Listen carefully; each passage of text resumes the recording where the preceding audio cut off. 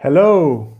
Hello and welcome everyone thank you very much for joining us on our very first episode of Remaking Industry. Apologies for a slight delay there, but we're very happy to be with you live.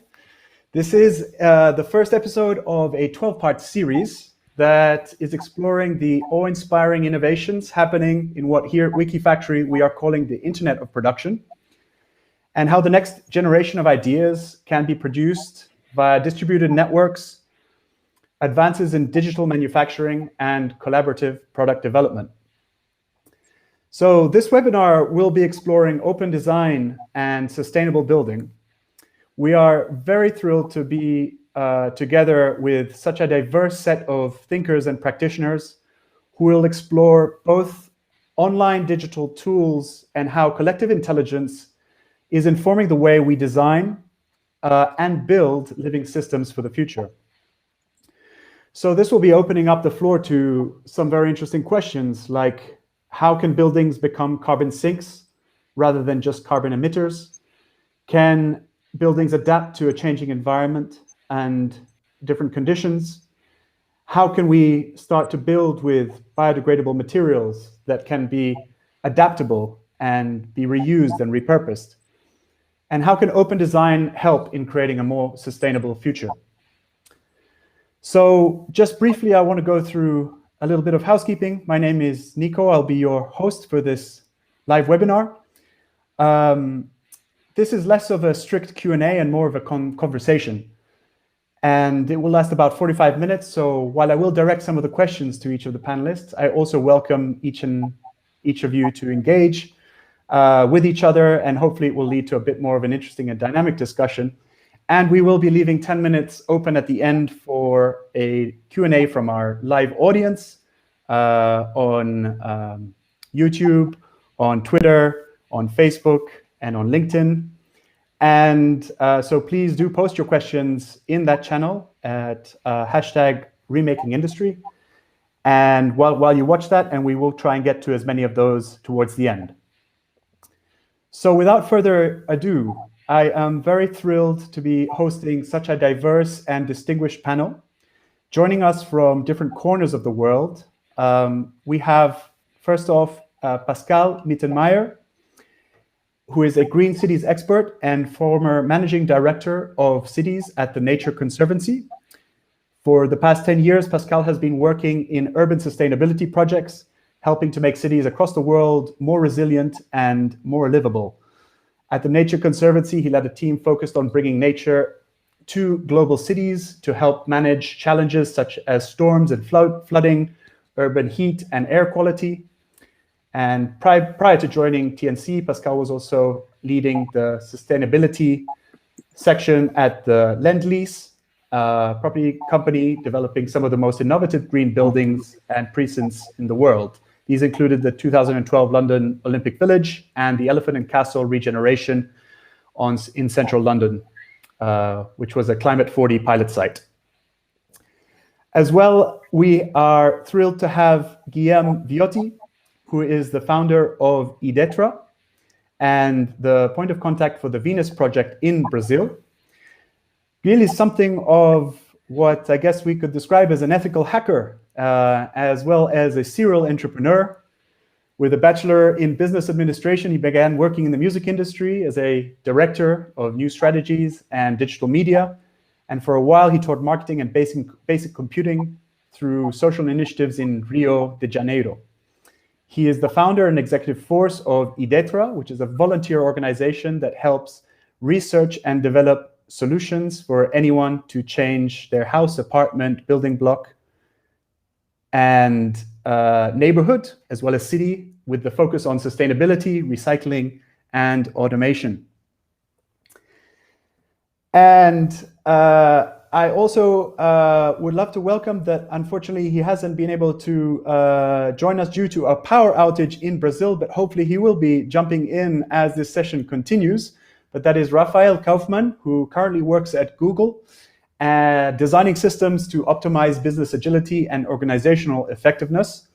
He He is the co-creator of EEX, which is a project dedicated to building open source commons of sustainable designs and blueprints.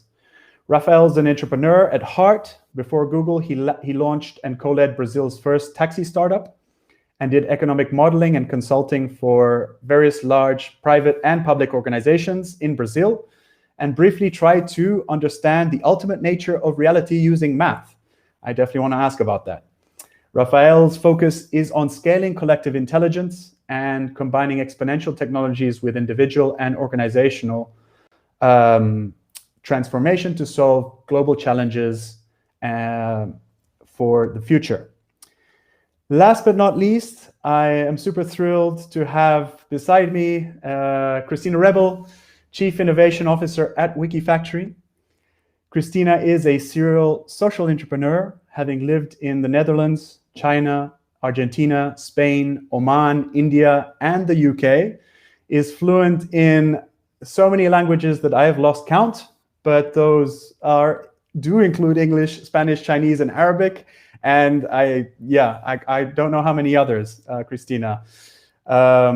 Working at the intersection of digital fabrication and social innovation and sustainability, she is the co-founder of Wikifactory and Chief Innovation Officer.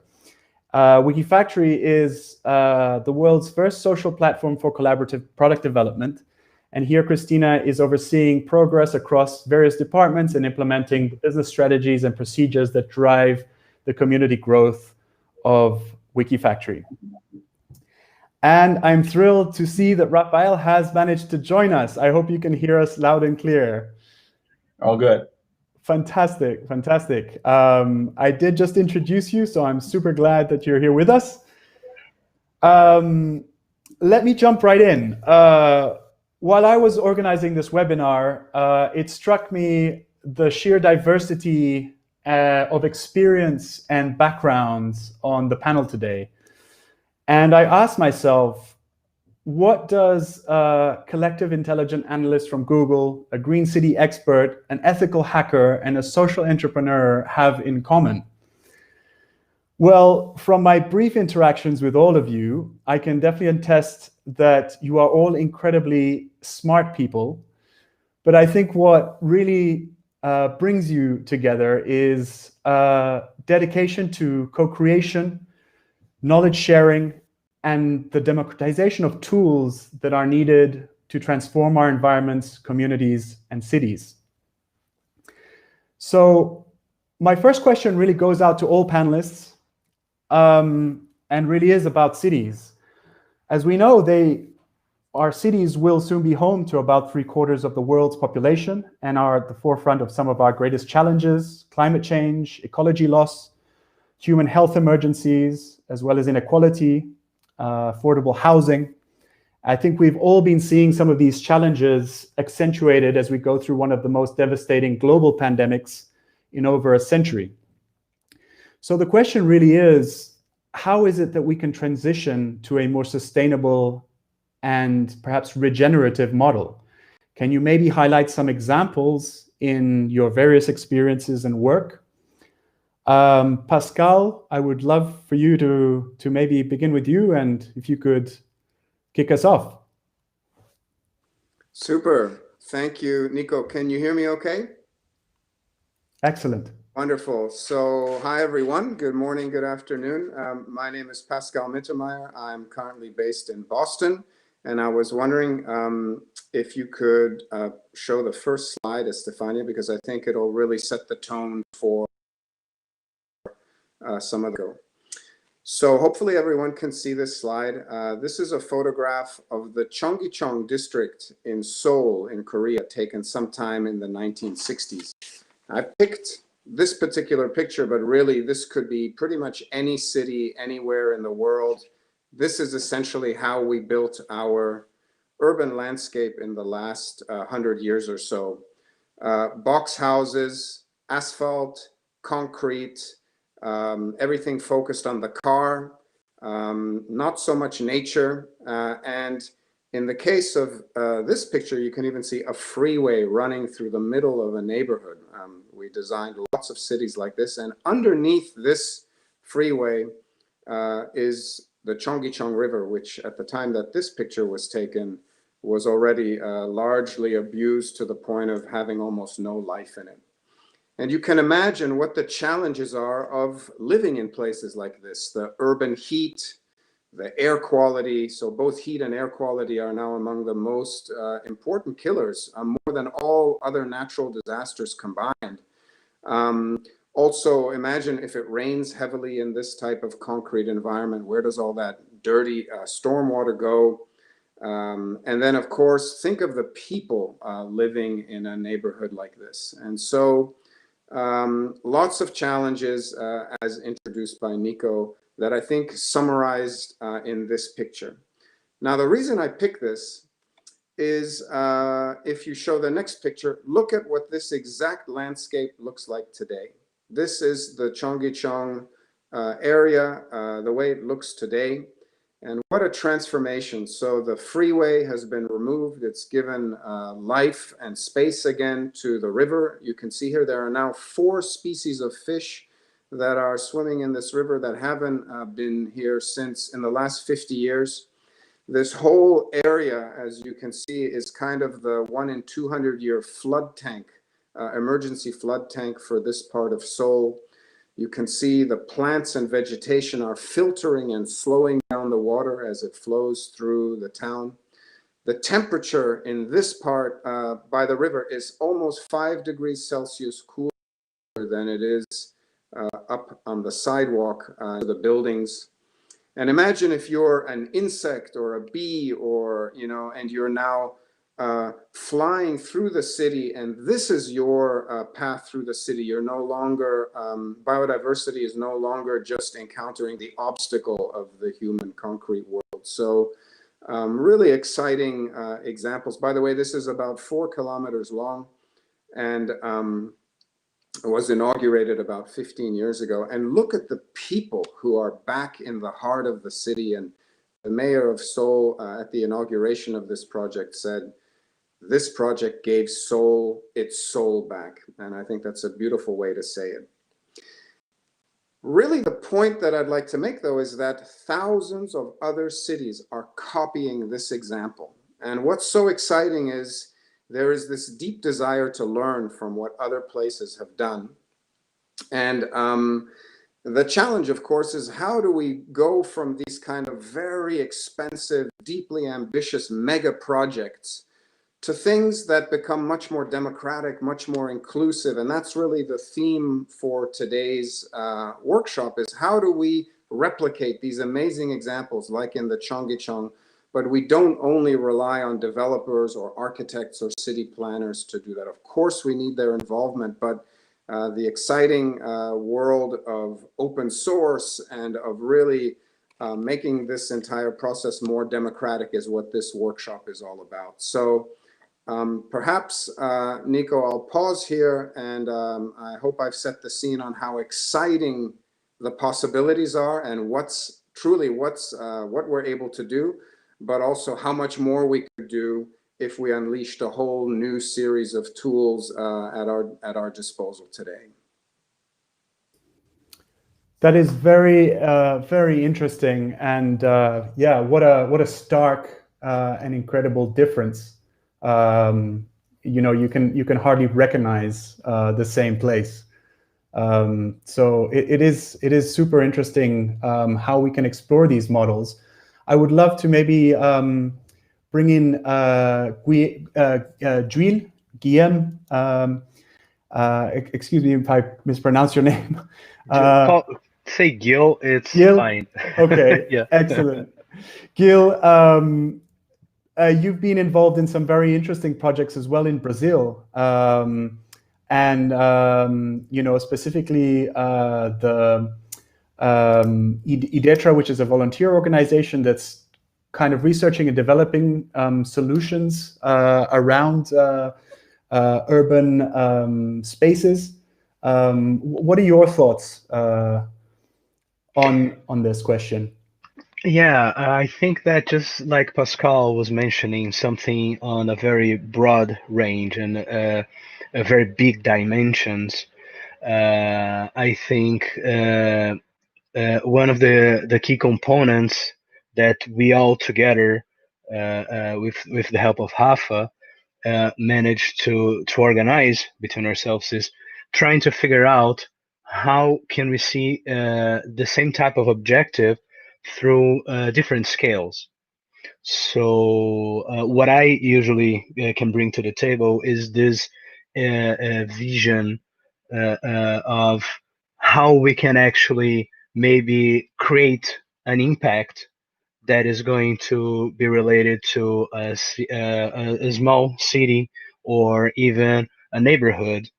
Whenever you have like that little yard that is in the middle of the neighborhood that is ugly, that is attracting some rats, and no one actually likes that space.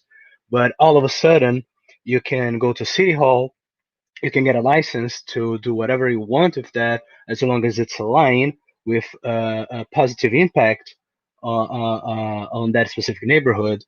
And now everybody's asking, okay, so what do we do? Are we going to do a park for the kids?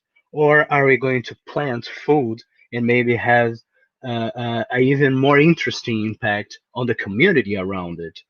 So all of a sudden, the right questions will drive some very interesting answers. And the main focus is how can we bring to that scale stuff like someone designed a solution that would be interesting to implement there, but it needs to be tailored to that specific place, or even more so to that specific reality, because you're talking about resources. So sometimes you can recycle a lot of things, and using those recycled materials come into fruition and be able to build those types of solutions there. So, from my perspective, is much more of this kind of sustainable hacking, let's say. There's a term coined by Nico, that which I love, that is more connected to this. Okay, I have this pipes that is from that construction site. I have these pieces of wood that are very good, very strong, but they're going to go to trash. So, how can we give that specific place?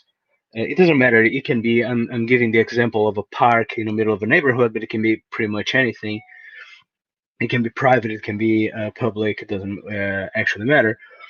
And then we want to bring the designer of a specific solution to the table, and that person now is going to think alongside the person who has the demand. How can they implement using recycled materials, using cheap materials, using materials that they have, and talking about resources and talking about mixing, matching, and organizing everything, and generating the necessary scale. Incredible, incredible. Yeah, I really do relate to that point of adaptability of design. I think that's a sort of key word that stands out for me. And I think a lot of the urban challenges that we know of, I'm sure in Brazil, are not the same as the urban challenges in, say, Boston or Barcelona. So I think the question of adaptability is super central.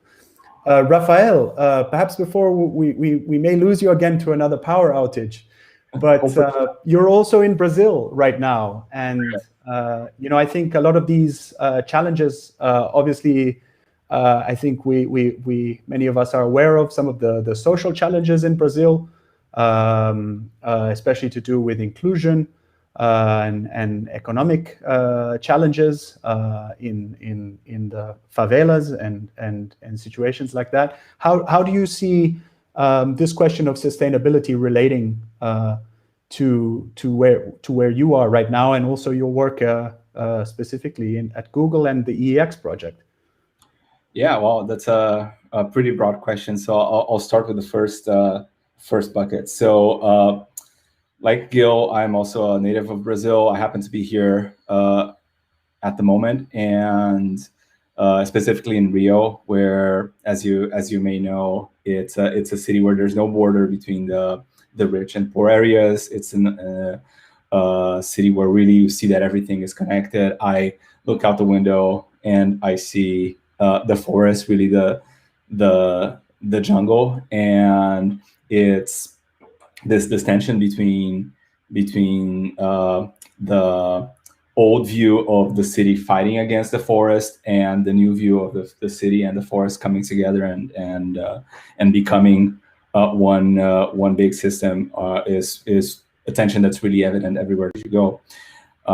Probably what caused my power outage that made me a little bit late to this was probably some tree trunk falling in the forest. But in any case, I think going back to your question about the social and economic dimension, the real opportunity here in looking at these at this new worldview of city and ecosystem coming together is that it actually holds the key to turn what have traditionally been considered the poor areas into productive zones, into areas where resource production is built into the fabric of the region.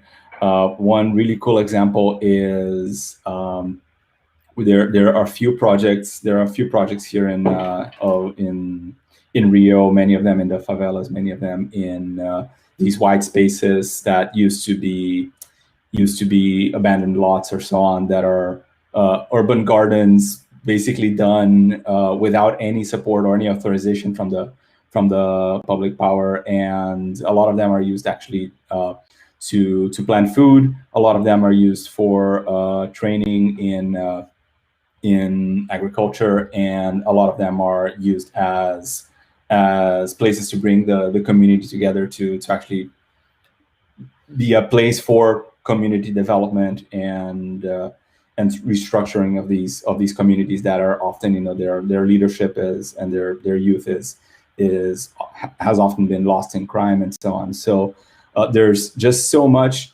that this natural infrastructure can do, and that the activity of building and reorganizing the built environment can do to create new opportunities. We think a lot of when traditional urban planning is kind of top down and thinks a lot about how do we meet the needs of this populace, right? The population, especially the poor population, is seen as consumers of resources, and that's the wrong world. That's the wrong view, right? They and us, we're all producers. We are all part of the mechanism to make the whole system work together. So that's the main angle that I see. To try to really briefly go at your next question, I've been at Google doing things that are by and large unrelated to this, but growingly, more and more, Google has an interest in not just being itself sustainable, but in helping the world march towards sustainability, and that's really aligned with our mission to increase just the quality of life and the quality of economic livelihoods.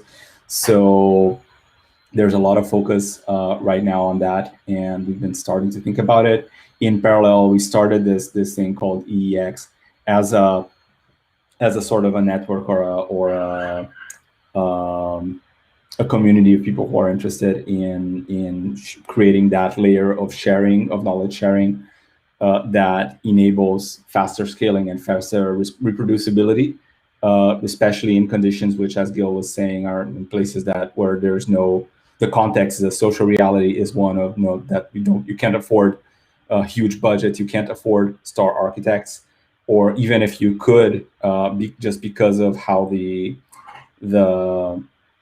public power works, the budget might run over, or there might be a power transition that causes the projects to not get completed. So it's really tied to how feasible and how resilient are these projects? How can we actually create a feasible path to sustainability? So open knowledge sharing, open design is part of the answer to all of that. Absolutely, incredible and very interesting. I will definitely be coming back to ask a little bit more about the EEX project and some of your other work. Christina Rebel, perhaps would love to hear your thoughts on how we can transition to a more sustainable model. Absolutely, and just to build on the comments and points of everyone else, because I feel it just adds to it. I completely agree with you, Rafael. You know, the solution that you put forward, Pascal, suggests and shows how once you make the environment participative in the design process, then magic can happen, in the sense that historically, if we think about it from an anthropological perspective, cities came about in the hopes of separating out, isolating us from nature. But now our creative ingenuity allowed us to, let's say, grow beyond the natural limits that the environment could put on us. And now actually there's a huge opportunity, actually a necessity, to tap into our ingenuity, but actually to be inspired by nature. Because if we are to be building regenerative systems, there's no better master and no better teacher than the environment. So in that sense, a regenerative model or a sustainable model has to look at things from a holistic point of view. I love that this Remaking Industry series starts off with sustainable buildings, because it just so happens that at the start of our Wikifactory journey, quite a few things actually brought us to discuss a lot around this aspect of sustainable living. On the one hand, there was a particular video that inspired me personally. I'll share my personal point first. And it was actually a talk by a beautiful designer called Neri Oxman. She's an architect and a philosopher based at MIT. And she gave an incredible TED talk that said, you know, the Renaissance until now, design was something where we had a man with a block and we would chisel away the design. But nature grows.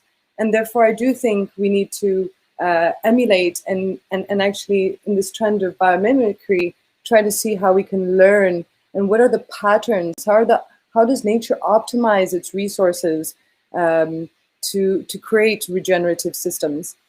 Now, second, so when I started at Wikifactory, I was still working and supporting some initiatives that inspired me, and coincidentally, a lot of them were around sustainable buildings. On the one hand, Passive House.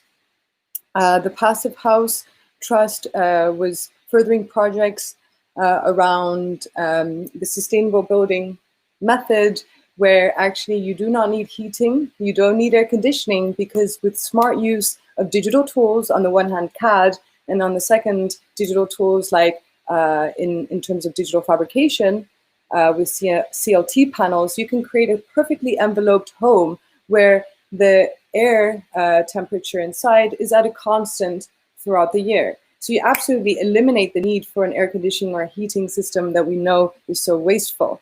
So I was very inspired by this project, and it was clear, just to go back to some of the points already mentioned, how important it was. So if I heard about, if I spoke to any team leading a passive house build, they would mention how important it was for interdisciplinary communications, that you needed to have everyone in the supply chain talking to each other, and that we needed transparent supply chains and modes of communications for that to happen. Another point would be, through my experience at the very start of WikiHouse, we were, one of our colleagues actually was one of the co-founders of WikiHouse. And through WikiHouse, it was also part of a discussion in London at the time, what was then called collective custom build, this idea of like, well, seeing that there are major new regeneration projects for disadvantaged communities across the UK, how can we involve the local communities to define the new complexes, the new structures that were going to be built? Ultimately, because, you know, it made sense from a local government point of view, because, you know, they knew that if they were to involve them, the local communities would feel like the space is more theirs. And I don't know if you guys have heard ever the Kenyan proverb of when the youth are not initiated to the village, they will burn it down just to feel its warmth. So there is an aspect of, this is a structure that's going to hopefully live on for several decades, if not longer. And therefore, we need to involve the communities to feel like it's theirs. So any transition has to be co-creative, because that's where we actually ensure for longevity.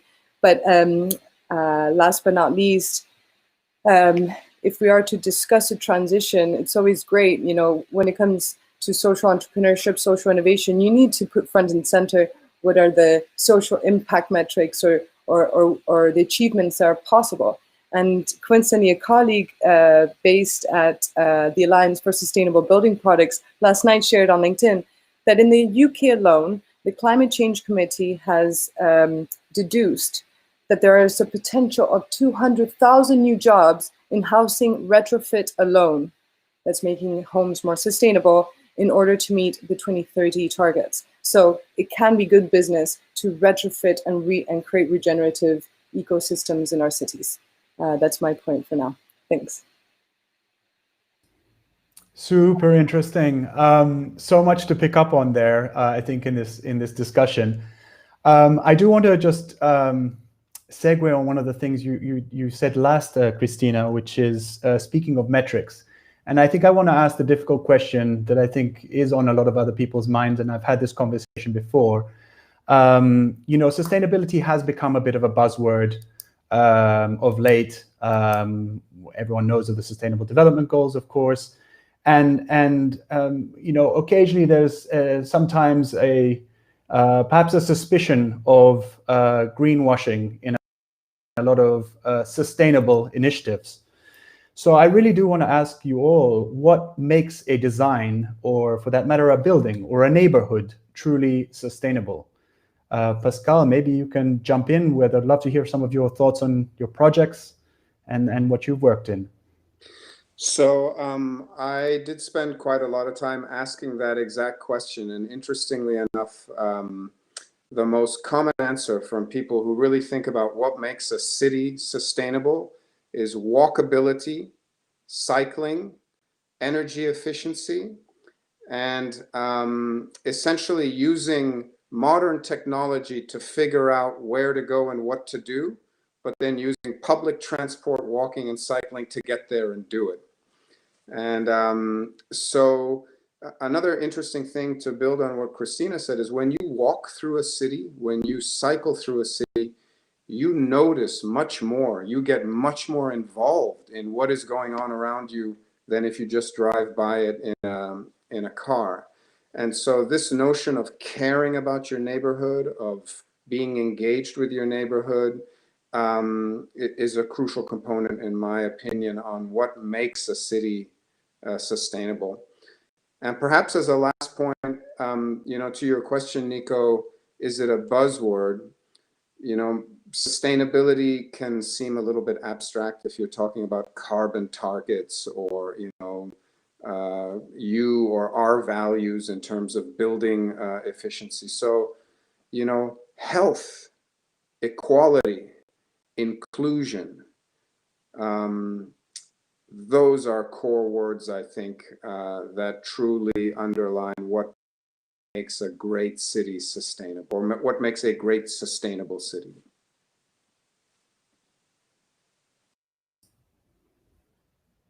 Super.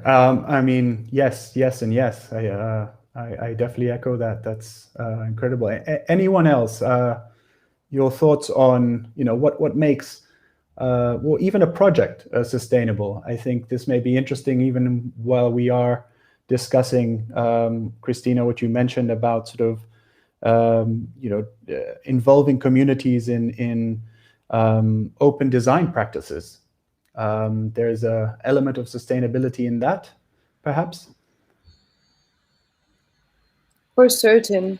And even to bridge with what you were saying, Guy, for me, some of the most exciting projects is where they take a global design, but they localize it to the local needs, but also to local materials. And I lived that actually quite practically when we first moved to China, early days of the Wiki Factory journey. We tried to kind of create a few experimentation projects to see what it would actually take to start up some of these open initiatives. And we actually launched WikiHouse China, right? And at the time with WikiHouse China, so we had a team, we took some of the designs, the open source designs, and started to adapt it, only to find out that, oops, the plywood thickness in China is different to that of the UK and the US. And actually, in fact, we'd have to redesign the whole house again. And therefore, actually, only through parametricization would it be possible to have globally innovative solutions that could be adapted to local needs. And I say this, okay, in this case, it's plywood, but WikiHouse also brings a very interesting example. Another chapter over in Portugal was able to take the house design and granted recognize that, you know, in Portugal, there's a lot of cork. Why should we be importing birch plywood from the other side of Europe when we have a whole ton of cork? That would be a more appropriate solution. And I thought that was absolutely fascinating. But at the same time, I'm just talking about, you know, CNC-fabbed homes. I think it becomes extremely interesting when we look at, you know, new digital fabrication technologies for clay extrusion, especially because indeed the design, you know, the clay extruder, the big robotic arm could be deployed locally. So it's clear that, you know, if we can cut down transportation costs of actually having to move the materials and actually be able to fabricate them on site is very interesting. But if on top you're extruding a clay, then it starts getting interesting from a material innovation point of view for greater potentials for sustainability. And I've seen some beautiful projects. So some friends of ours over at WASP who do some incredible, at different scales, big robotic 3D printing machines for clay extrusion. And they actually identified in I think it was in Ethiopia, that there was a lot of rice husk byproducts of the rice industry. And you could actually, so they created an Adobe for clay extrusion to build an actual home in the local design, of course, but using the rice husk that was the byproducts of the local community. So that rice husk provided the clay, the biomaterial properties that would be optimum for an Adobe style structure that was true to the local culture, and actually optimize even further, because rice husk would create better permeability, would actually have a cooling effect inside the home.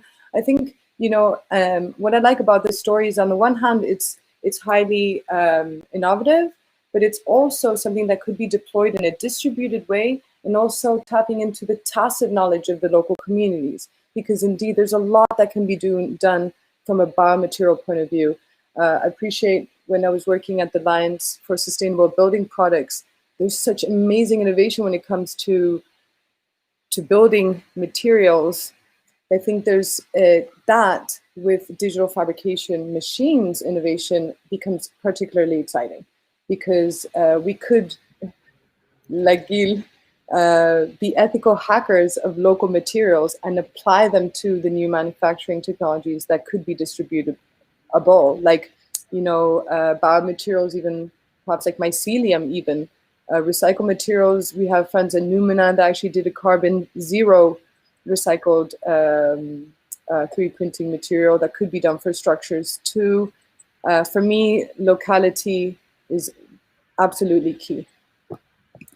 Yeah, and just to quickly build on that, I think when we're talking about paradigm shifts, you know, in the old paradigm, if you wanted to go for efficiency, what you did was design once and go for scale, right? Replicate as much as possible on the same design.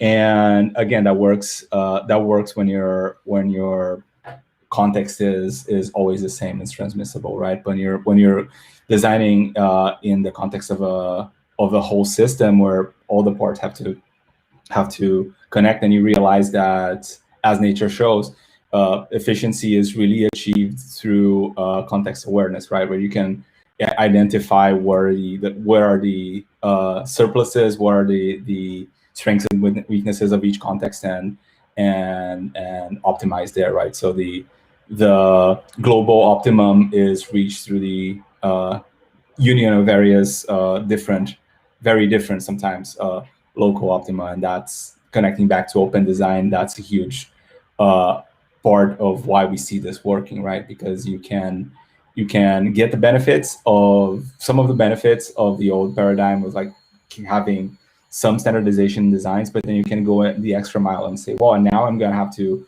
rethink this whole aspect completely, and I can do that. I don't have to wait for the designer, for the company that came up with the original idea to actually go top down and replicate this for any of the tens of thousands of cities or hundreds of different biomes or conditions and so on that one might find, right? So it's really it really combines the best of both worlds, is what I want to say.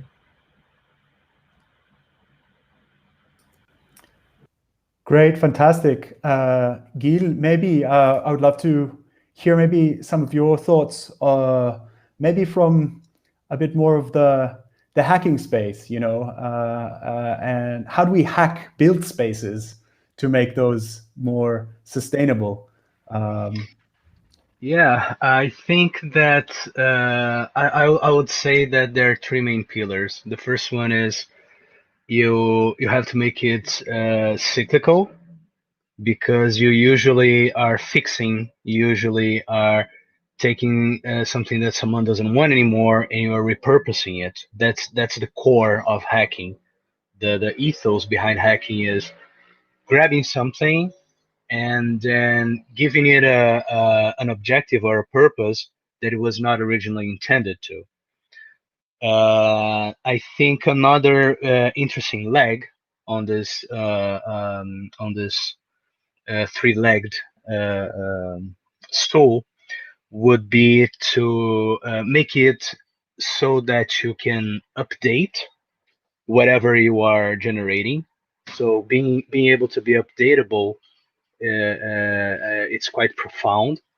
And the other thing is upgradable as well.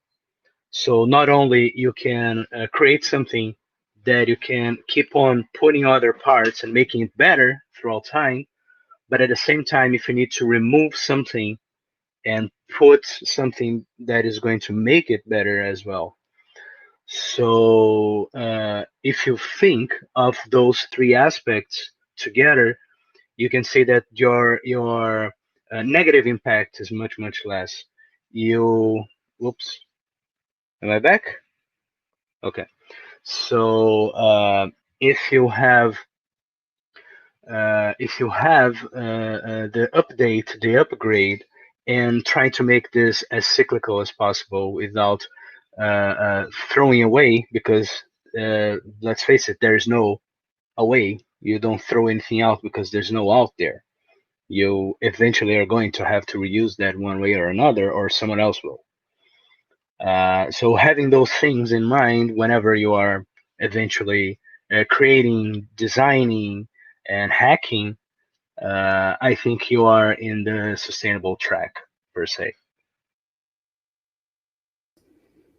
Yeah, that's incredible, and I think there's a lot that ties into even what you were mentioning earlier, Christina, on some of the principles around the Wiki House.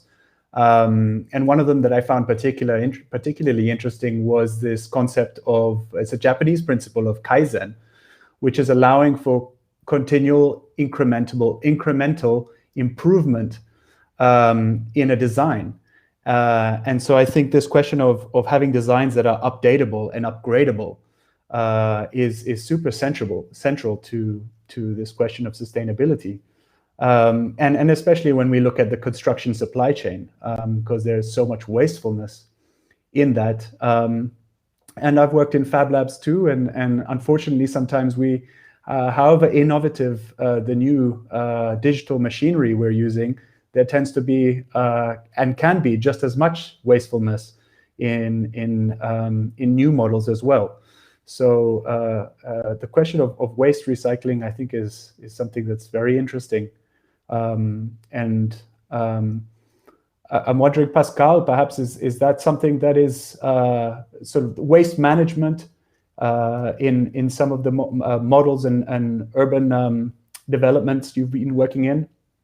Has that been? Yeah, I really like where this conversation is going. So what I love is turning the challenge of something like waste into the challenge of a possibility or a new kind of guideline or guiding principle that you're going to follow that will then unleash a whole new series of amazing innovations and opportunities.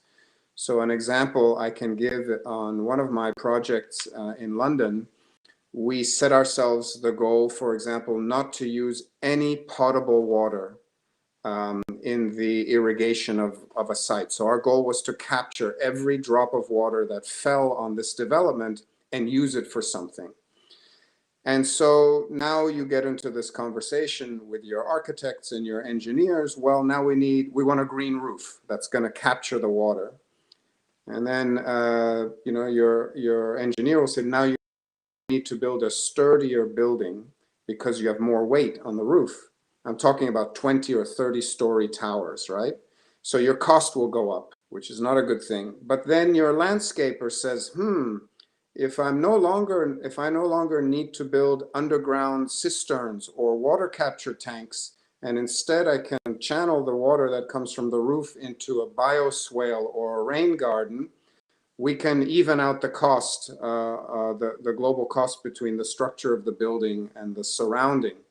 And then the salespeople trying to sell the apartment will say, you know, the most difficult units to sell are the ground floor units traditionally. But if the ground floor units are now looking out over a beautiful rain garden that includes wildlife and all kinds of interesting plants, I can sell those units faster or for more money. And so while this doesn't necessarily address some of the things that were brought up around, you know, equality or complex topics like affordable housing, nevertheless, what I'm trying to illustrate is one guiding principle can create this real flow of innovation where all of a sudden you've solved an old problem in a new way, and you're set yourself on a path for really exciting new architecture. And once you've created the notion of ground floor units looking out over rain gardens or swales, there's no stopping you on what the next apartment. We want that same thing. And now you're creating parks. And now the whole park could become a water retention tank for your development, and so on and so on. So I really like how do we take the challenge of wasting something and turn it into an opportunity for real innovation that benefits people, planet, and profit at the end of the day.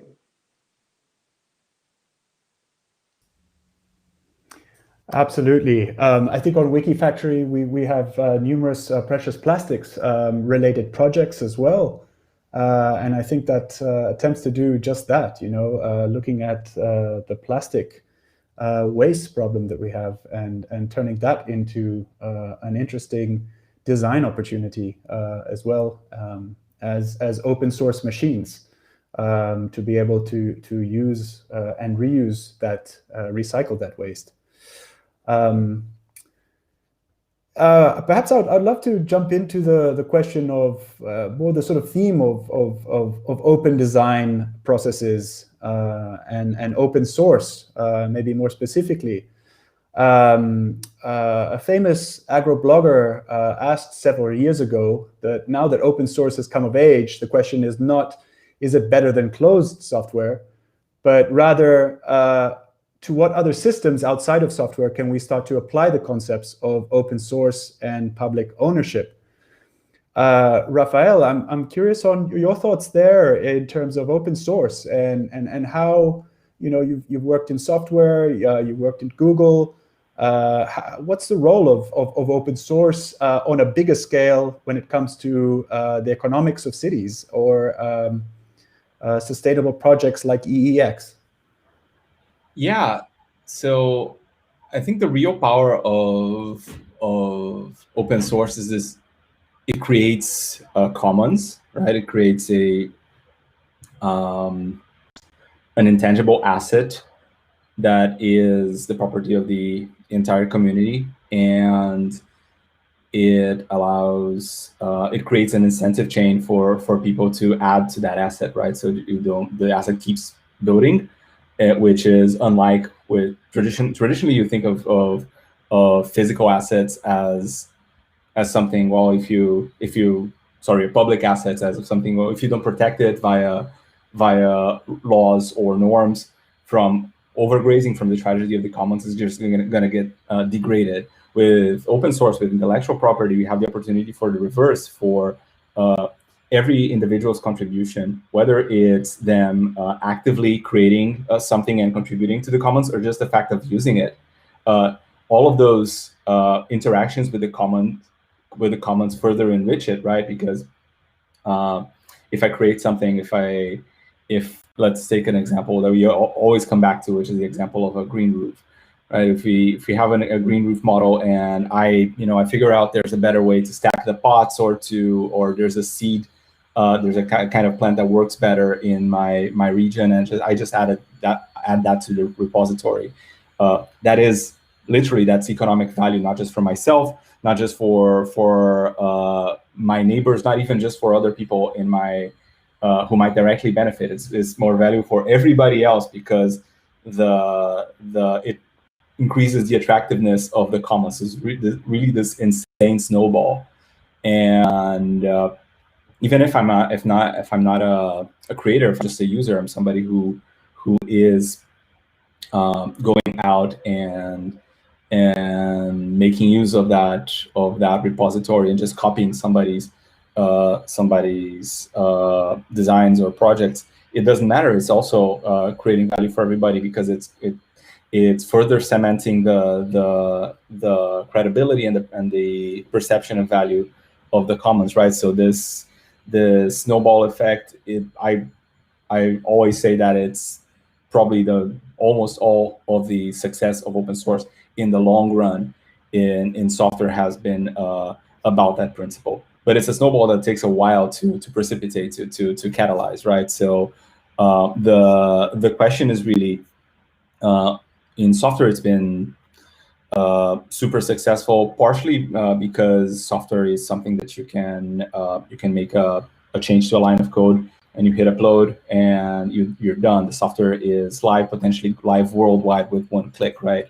And all the physical elements are they just take longer. They have longer cycles to design, implement, test, and deploy. So there's different time scales, and we have to figure out what are the right time scales for these things. Pascal, maybe you want to touch a little bit on that? Yeah, thanks, Rafa. I actually think, Rafa, you're being very modest in the sense that, there is an intense urgency in the urbanization of our planet at the moment. So in the next 2 or 3 decades, we will urbanize an area. We will pave over an area the size of South Africa or France or Texas. Take your geography. Every 6 to 8 weeks, we build the equivalent of one more London. It is happening at such an astounding pace. It is the greatest migration of people ever from country to city. And so simply building apartment blocks the way we used to is no option anymore. And what Rafa described in the information technology world is what we need in the urban world. And it is only this kind of deep sharing, the wide variety of thought, the democratization of new ideas that's going to make this possible. And if we just, you can, from the boardroom to the projects Gil was describing, you need diversity of thought. You need unusual characters who are going to stimulate you to completely rethink, whoa, what do you mean a green roof can look like this? Or what do you mean an apartment? And that's the beauty of this conversation. And so I think, Rafa, you're being, when you compare the information technology world to urbanism, there's an intensity that I think we should be underlying that I think I'm just curious on what other people on the panel think.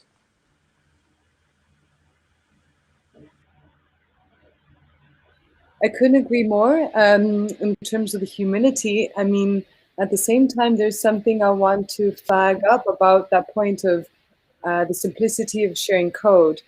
Sometimes I like to think of what are the enabling technologies that make collaboration X, Y, Z area possible. And granted, it's only through around 7-8 years that it actually was possible to share 3D designs, which is the new, the general trend that architects, product designers, and hardware developers want to design in.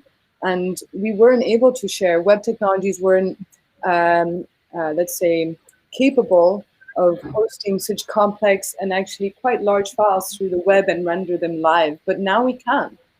So in effect, it can be as easy as sharing your 3D design online and getting someone on the other side of the world to feed back to it and build upon it. We can have that malleability that even in 7 years just wouldn't be possible, right? So now is the time indeed to build the commons. And ultimately, I feel lucky that when we asked the question, well, because when in fact, when we were at the same co-working space as WikiHouse, as Open Desk, as many new open design initiatives at the time, I think we were lucky at the time that WebGL and such enabling technologies from the point of view of software was already in place for us to actually build a WikiHouse at the time, sorry, a Wikifactory at the time, to think, well, if software developers have tools and infrastructure like GitHub, well, what is the infrastructure that hardware developers and product designers and innovators might need?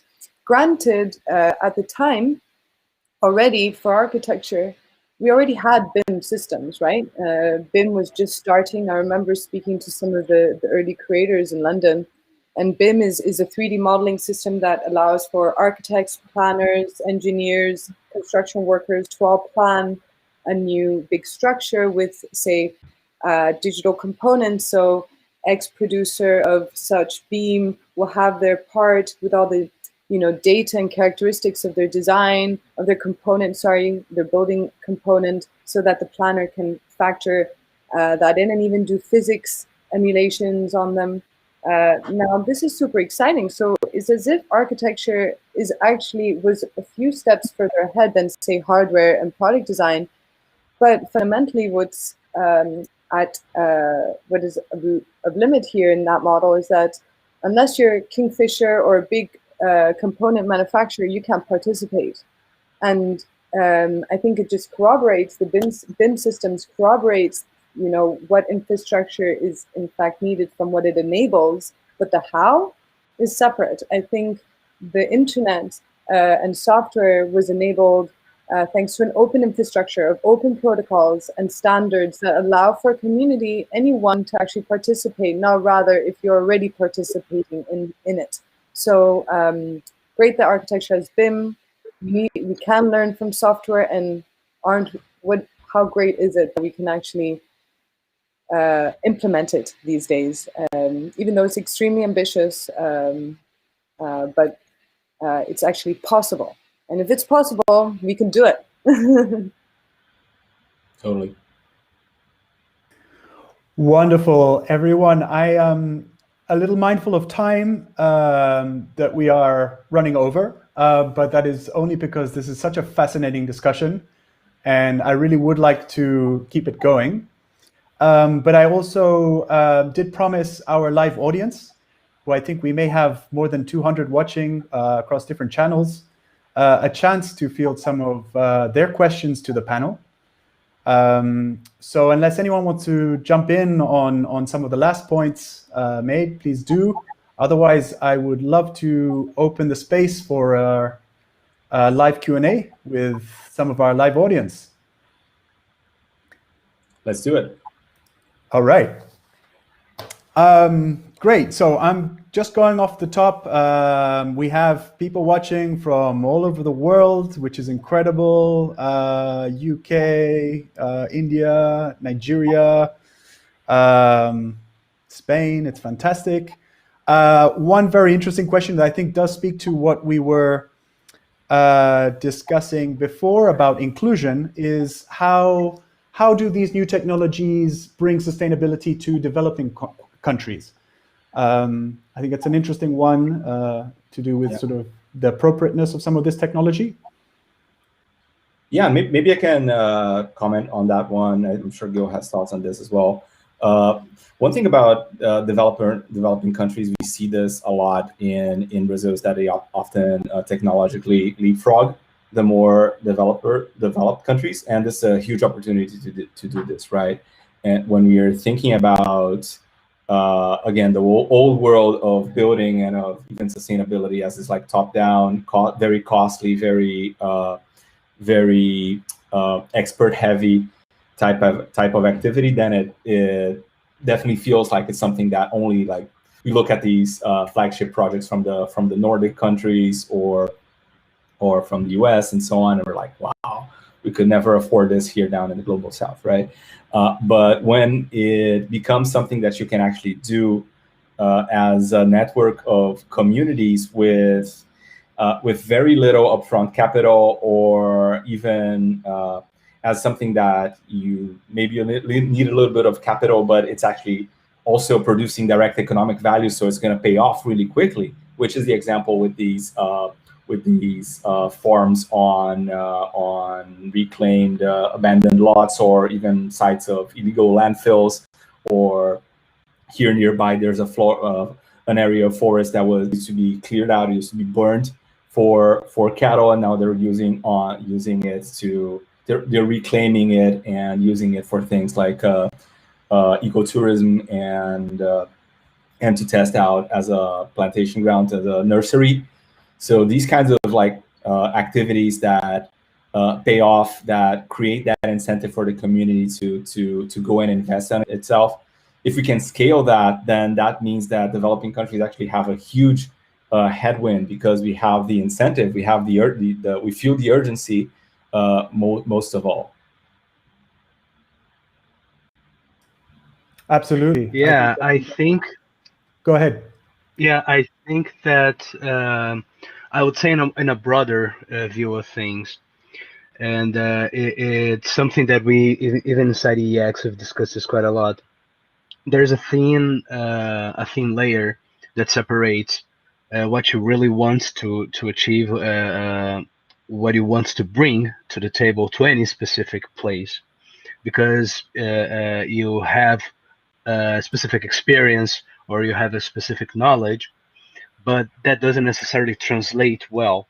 So trying to combine the education / information aspect to the community itself, and be kind of humbled in the sense of like getting in a specific local environment or in a developing country or what's or not, and bring them to the table with you, instead of creating this more top-down approach, because you are talking about trying to impact and generate sustainability, which is knowledge, to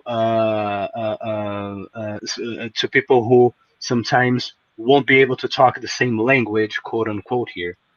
So instead of going head on, I think a very interesting approach is to showcase something and tell them and bring them to the table and say, come on, help me help you in this type of approach. I think that's really beautifully said, Gil. And you know, we talk about the North or the South or developed areas, less, you know, developing countries.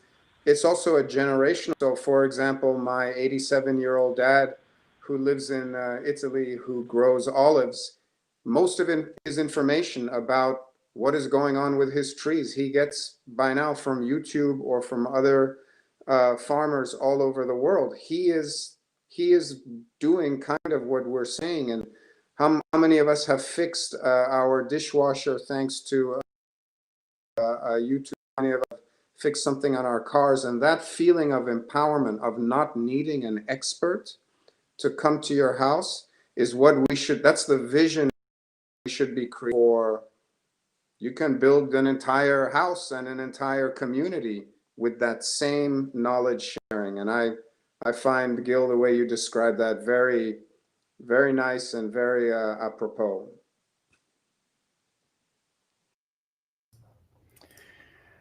We have a question from Facebook from someone who is not an engineer or a software guy, but a finance professional. So this may be interesting. What role does, what role can I play in this remaking? So I guess that is a question of, what is the role of finance and economics in this question? And I do want to tie it to a previous question, which is from a completely other profession, which I think just as interesting, is from a teacher. And it's a question about raising awareness of open design. So two very different sides of the spectrum there, teaching and finance. But what are your thoughts on the role there? And so let me quickly jump in here and say, at least on the finance side, I spent 5 years doing consulting on economics and project finance for exactly these kinds of like top-down heavy projects. And so I totally feel the opportunity there very viscerally.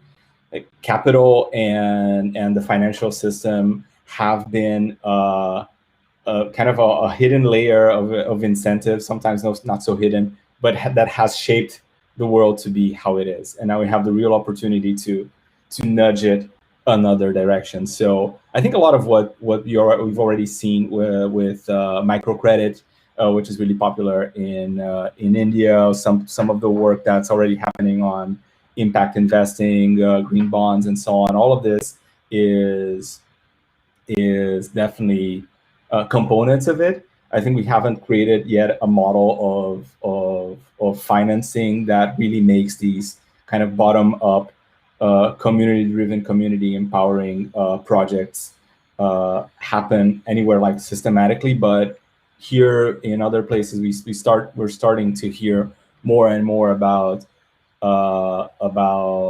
people starting to realize, oh, actually the thing that makes ecological sense is also the thing that, at least from the right time scale, it also makes the most economic sense from the lender's perspective, or from the financier's perspective, and from the beneficiary's perspective, right? So all the incentives are starting to align.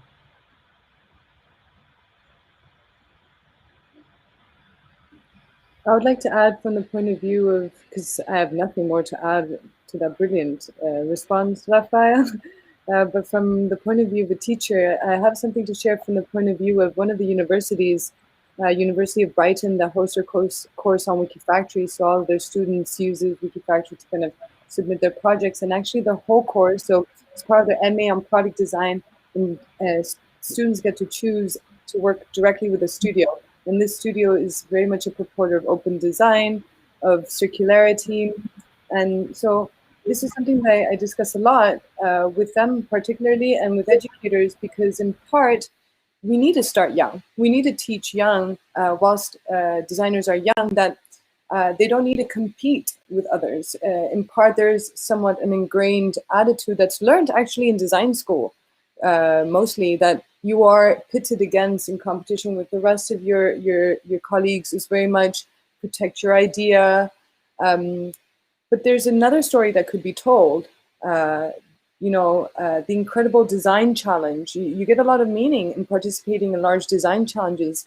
And granted, design challenges used to only be something that a very small percentage of people could participate in, right? And then that's why innovation came from big companies. But these new technologies are making it possible for anyone to actually become an innovator. And therefore, it's not just about the knowledge that you yourself can have, or you could actually get the luck in having in your team, in your close team, in some company that you join, but actually be part of a global design team. You know, this idea that given enough eyeballs, all problems are shallow. We need to kind of tell a different narrative already at university level, at high school level, that together we can actually solve some major world challenges. It's not something you're told you can actually do, but in fact, the infrastructure is being developed to make that happen. So we don't have to reinvent the wheel. I see that with a lot of like new students are told to protect their ideas, that they think that their idea is so novel without realizing, I mean, that thousands of people have already come up with that exact solution. And actually, it would make a lot more sense for those 1,000 people to work together and actually take the last mile of iterations, because the idea is not what is value. It's actually making it implementable and iterating and constantly improving, because it's big design challenges are complex but not complicated. And infrastructures can make exciting and motivational, aspirational careers for people who otherwise just wouldn't participate in that innovation challenge. So it has to start at school, breeding that culture, giving them the experience. From Brazil, there's a beautiful type of pedagogy called the pedagogy of the oppressed. It was by a man called Paulo Freire that said that why are we teaching Brazilian students not their own history or their own local knowledge? We need to empower them with the tools to feel like they can actually make a difference. And so it has to start from education. New cultures. Fantastic. Super interesting. Does anyone else want to add to that? I'm going through some last questions, but mindful of time. Okay, there's a last question on, well, this is more on materials of construction. It's saying cement and concrete is a dirty and power-intensive material. What is the replacement for this? I guess an interesting one for you, Pascal, having probably worked in some bigger construction projects in your time. Is there any alternatives? Yeah, there are alternatives, but like everything, it's complicated and there's no black and white answer. So, for example, there is an increasing movement all across Europe, but also in Canada and Australia, to build towers, 15, 20-story towers out of timber. And you could argue that timber has a dramatically better ecological profile than cement or concrete does, and it's also much safer and much quicker to build that way. But I would hesitate to say that timber is the solution to build everywhere in the world. And so, but there are increasing innovations, and then, you have to demonstrate for each of these innovations that they are as good or better than concrete and timber, safety and flooding and burning and things like that. But I would say that could be one option.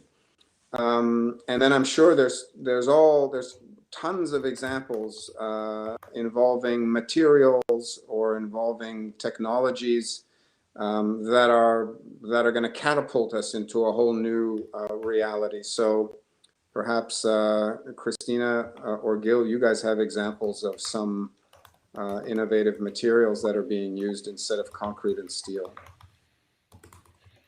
Yeah, there's some interesting biocomposites for sure, whether it's hempcrete or papercrete.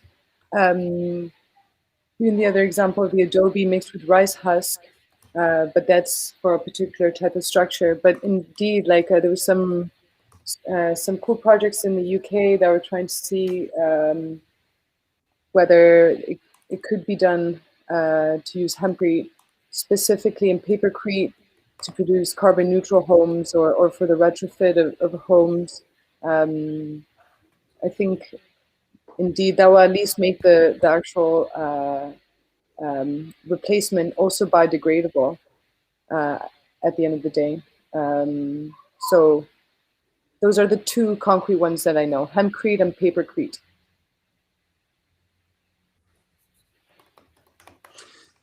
Nico, might I add something? So this is where, again, sustainability can really soar, so the example, so we've been talking about materials. How do we build a 50-story tower? I think by inviting all kinds of unusual people to the table, I would challenge us to say, do we even need a 50-story tower, office tower in New York or London or Rio? Because if we think of the way we've all been working virtually, and then we think of the way we commute, and we rethink completely the role and purpose, maybe we don't need 50 towers, 50-story towers. Maybe we can create that office with 5 stories, make it a really amazing office where people go to work much like they would go to a university campus. And then when they're done working, they're done being social, they're done using the common areas, they go back home or they go to a cafe or wherever it is they work from. And that, I think, is also the inspiration of having people question some of these core fundamentals of what are we even trying to do here. And then all of a sudden we can build out of timber because we don't need to build 50 stories tall. And so that's some of this really exciting, these exciting possibilities of having people who just ask you a question like, oh, whoa, I never even thought of that. Why are we building that kind of office? So I just thought that was an interesting main way to illustrate the importance of diverse thinking in all of this. Very cool. Fantastic. Absolutely. Folks, I'm aware we have overshot our hour by 5 minutes already and going. And as much as I would love to continue this conversation, I think we're going to have to make time for a whole nother webinar because there have been so many interesting points and shared experiences and ideas in this discussion that I think each and every one of them could really actually benefit from its own separate hour of discussion. But I really do echo your point, Pascal. The diversity here has been truly an inspiration. And I think it's something that we also see continually in the type of diversity of projects we have on WikiFactory and the type of profiles who are really collaborating in new, dynamic, and creative ways. So this has been really, really exciting and really a privilege for me to be able to host such a inspiring conversation.